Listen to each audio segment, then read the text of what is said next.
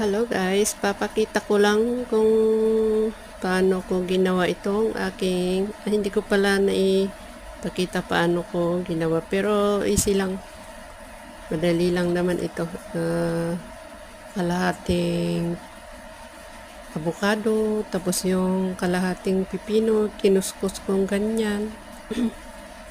Tapos hinalo ko doon sa nilagay ko doon sa both side ng tinapay para baligit na yung avocado. Hindi ko na naglalagay nung kung ano-anong sauce, just plain lang. Maraming salamat po. Thank you sa panonood at maraming salamat sa hindi nang iiwan.